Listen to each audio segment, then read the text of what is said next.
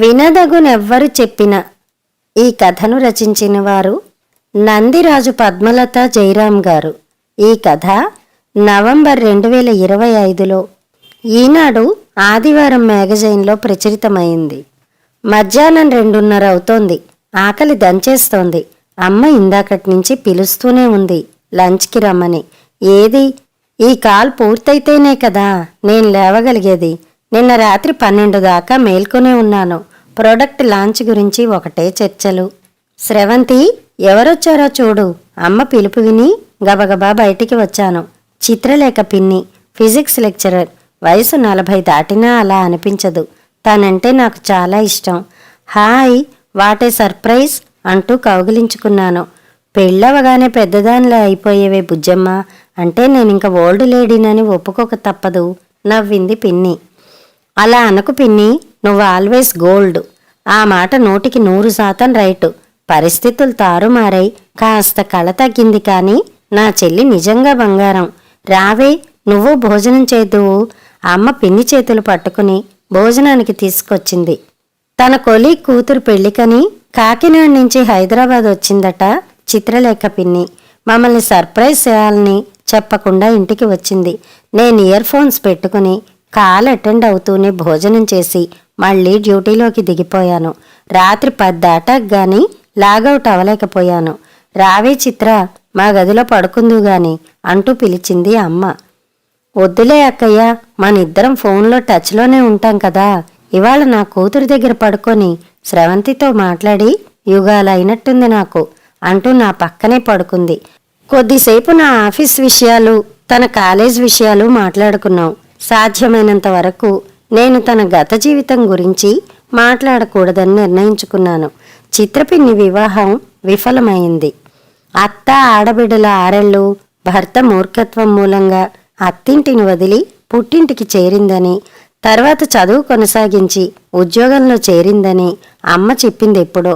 ఇప్పటిదాకా పిన్ని మా వాళ్ళెవరి పెళ్లిళ్ళకి రావడం నేను చూడలేదు.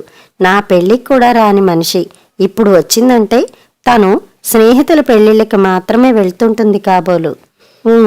ఆఫీస్ రొటీన్ కబుర్లు సరే కాని చెప్పవే బుజ్జమ్మ, సుధాంశు కుటుంబం మంచివాళ్లేగా. మీ మరిది యుఎస్లో ఉన్నాడేమో కదా. మీ అత్తగారు వాళ్ళు బాగా కలివిడిగానే ఉంటారా? ఆవిడ కూడా ఉద్యోగస్తురాలే అనుకుంటా. ఎలా ఉంది కొత్త కాపురం అడిగింది పిన్ని. ఏదో అలా అలా ఉందిలే పిన్ని. అమ్మ అంటుంటుంది చూడు, నేతి బీరకాయలో నెయ్యి ఎంత నిజమో అత్త ఆడబిడ్డల మంచితనం అంతా అని నవ్వేస్తూ తేల్చేశాను. పక్కన పడుకున్నదల్లా ఒక్క ఉదుటిన లేచి కూర్చుంది పిన్ని. అదేంటి, ఏమైంది? అయ్యో ఏం లేదు పిన్ని, చిన్న చిన్న సమస్యలు వాదోపవాదాలు అంతే. అమ్మయ్యా, అంతే కదా. ఒక్క క్షణం నా గుండె ఆగినంత పని అయింది. అభిప్రాయ భేదాలు చిన్నవే అని వదిలేయకు బుజ్జమ్మ. ఎప్పటికప్పుడు వాటిని క్లియర్ చేసుకోండి. ఒకటి మర్చిపోకు, ఎవరి జీవితాల్లోని సమస్యలకి వారే పరిష్కారాలు వెతుక్కోవాలి. మూడో వ్యక్తికి తొంగి చూసే అవకాశం ఇస్తే వాళ్ళ అనుభవాలు మన సమస్యలకు జోడిస్తారు. పరిష్కారం సంగతి అటుంచి విపరీత పరిణామాలు చోటు చేసుకునే ఆస్కారం ఉంది. నావేవో సుధాంశు నుంచి విడిపోయేంత పెద్ద సమస్యలు అనుకుంటోంది పిన్ని. విడికాపురం పెడితే తీరిపోయే చిన్న విషయాలే అని తనకి చెప్పాలనుకున్నాను. చిల్లర విషయాలను పెద్ద ఇష్యూ చేస్తారు పిన్ని మా అత్తింటి వాళ్ళు. అఫ్కోర్స్ సుధాంశు బంగారం, నేనంటే ప్రాణం. ప్రాబ్లం అంతా మా అత్తగారే. ఆవిడ పెద్ద నస మాస్టర్, ఎప్పుడూ వెంటాడుతూ ఉంటుంది. పొద్దున లేస్తే చాలు, అవసరం లేనప్పుడు గదిలో ఫ్యాన్లు లైట్లు ఎందుకు, స్నానాలయ్యాక గీజర్ ఎందుకు, కూరగిన్నెల మీద మూతలు పెట్టు అంటూ సుత్తి కొట్టేస్తూ ఉంటుంది. 4 గంటలకల్లా నిద్రలేచి ఆఫీస్కెళ్లే లోపలే వంట పూర్తి చేసి హాట్ ప్యాక్లో సర్దేస్తుంది. నాకిష్టమైనవి చేసుకోవద్దనేమి అందుకని అవి మిగిలితే మాత్రం సుత్తి మొదలెడుతుంది. మంచినీళ్ల దగ్గర నుంచి ప్రతి చోట పిసినారితనమే. అసలు నేను లేచేలోపే అన్నీ చేసి పారేసి పూజ కూడా పూర్తి చేసి వెళ్ళిపోతూ ఉంటే నాకు నచ్చినట్లు చేసుకునే అవకాశం ఏది చెప్పు? ఇక మా మామగారు చూస్తే పెద్ద పర్ఫెక్షనిస్టు. స్క్రీన్ టైం తగ్గించు, be early to bed and to rise, exercise చెయ్యి, పిజ్జాలు బర్గర్లు మంచివి కావు అంటూ ఆరోగ్య సూత్రాలు వల్లిస్తారు. నా వయసు 25. ఏది మంచో ఏది కాదో నాకు తెలీదా? నువ్వేమైనా అనుకో పిన్ని, హెల్ అనుకో, బొత్తిగా ఫ్రీడమ్ లేదు. చిత్రపిన్ని వింటోంది శ్రద్ధగా. అవునే చిత్ర, అల్లారు ముద్దుగా పెంచిన పిల్ల, అసలే దానికి చిరాకు ఎక్కువ. మేమే ఏం చెప్పం, ఒక్క మాటైనా అనం. ఏమిటో చూస్తూ చూస్తూ ఆ చాదస్తుల కొంపలోకి తోసాం. మీ బావ నేను సుధాంశుకి క్లాస్ తీసుకుందాం అనుకుంటున్నాం. అప్పుడే లోపలికొచ్చిన అమ్మ ఏసీ ఆన్ చేసి మా ఇద్దరికీ మంచినీళ్ల సీసాలు దగ్గరగా పెట్టి దుప్పట్లు కప్పివెడుతూ అంది. జీవితాన్ని జాగ్రత్తగా హ్యాండిల్ చేయరా తల్లి. సర్దుకుపోగలిగిన విషయాలను పెద్దవి చేసుకోకు. నువ్వు బావుండాలి. నీళ్లు తిరిగిన కళ్ళను తుడుచుకుంది పిన్ని. నాకే ఇన్ని కష్టాలంటే పాపం తనెంత నరకం అనుభవించి ఉంటుందో కదా అనిపించింది. తన చుట్టూ చెయ్యి వేసి దగ్గరగా జరిగాను. ఎందుకంత ఎమోషనల్ అవుతున్నావు పిన్ని? బాబాయ్తో గడిపిన జీవితం గుర్తొచ్చిందా?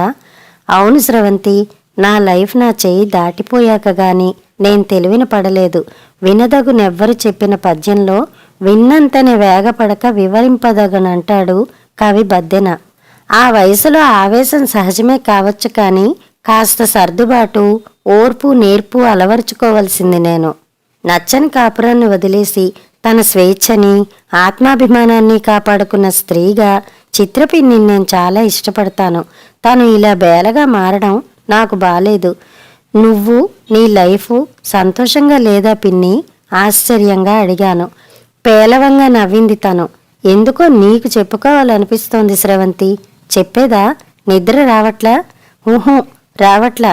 ప్లీజ్ పిన్ని చెప్పు. విను, విషయం చిన్నదే, పరిణామం మాత్రం చాలా పెద్దది. మా అమ్మ నా 12 ఏళ్ల వయసులో పోయింది. అప్పటికే మీ అమ్మకి పెళ్ళయింది. 10 పాస్ అయ్యాక నాన్న దగ్గర నుంచి నన్ను హైదరాబాద్ తీసుకొచ్చి డిగ్రీ దాకా చదివించి సంబంధం చూసి పెళ్లి చేసింది. మాకు అన్నదమ్ములు లేనందున పాపం తనే బాధ్యత తీసుకుంది. డబ్బు సమకూర్చడమే మీ తాతయ్య అంటే మా నాన్న చేశారు. తెలుసు పిన్ని, నీ పెళ్లి సందడి నాకు గుర్తుంది. పాటలే పాటలు కదా. అన్నయ్య, మీ అత్తవారు ఏమి కట్నములిచ్చిరి, ఆడపడుచుల అంచనాలు అసలే మరిచిపోయిరి అంటూ పాడారొక పాట. చెప్పాను. ఇంకా గుర్తుందా? నవ్వింది పిన్ని. బాగా గుర్తుంది పిన్ని. తర్వాత చెప్పు. మా వారు విష్ణు ఇంటికి పెద్ద కొడుకు. స్టేట్ గవర్నమెంట్ ఉద్యోగం. మామగారు వ్యాపారంలో దెబ్బతిన్నారట. అప్పులు తీర్చి బయటపడ్డాక కాస్తో కూస్తో ఇంటి మీదొచ్చే అద్దె డబ్బులు మాత్రమే ఆయన ఆదాయం. అత్తగారు, మామగారు, ఆడపడుచు, విష్ణు, నేను, మొత్తం 5గురం కుటుంబ సభ్యులం. సాదాసీదాగా పెరిగిన నాకు అదేమీ ఇబ్బంది అనిపించలేదు. ఉన్నంతలో బాగానే బతికేవాళ్ళం. పిల్లవాడు మంచివాడని త్వరపడ్డానే నిన్ను బాధ్యతల బావిలో తోసానంటూ అక్కయ్య మాత్రం చాలా బాధపడేది. విష్ణు బాగా మితభాషి. తనను ప్రత్యేకంగా చూడాలని, మనసులో ఉన్న ప్రేమని బహుమతులతో వ్యక్తం చేయాలని కోరుకునే మామూలు అమ్మాయిని నేను. అతను అవేవీ తెలియని మనిషి. నాకు అసంతృప్తిగా ఉండేది. మీ ఇంటికి వచ్చినప్పుడల్లా అక్కయ్య మీ ఆయన ఏం కొనిపెట్టాడే, అత్తగారేం చేయించారే అని అడిగేది. ఏం చెప్పగలను? చాలా బాధగా ఉండేది నాకు. మొదటి ఏడాదిలోనే మా మామగారు నన్ను బిఎడ్ చేయమని ప్రోత్సహించడంతో అది పూర్తి చేశాను.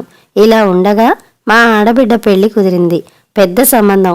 ఖర్చుల కోసం మా వారు ప్రావిడెంట్ ఫండ్ లోన్ తీసుకున్నారు. వాళ్ళ పిల్లకి 10 తులాల బంగారం పెట్టమని అడిగితే మా మామగారు సరే అన్నారట. సమయానికి డబ్బు అందలేదు. విష్ణు నాతో ఒక్క మాటైనా చెప్పకుండా మా పెళ్లిలో మా నాన్న నాకిచ్చిన నెక్లెసు, చనిపోయిన అమ్మ గుర్తుగా పంచిచ్చిన 4 బంగారు గాజులు తీసుకెళ్లి మెరుగు పెట్టించి చెల్లెలికిచ్చారు.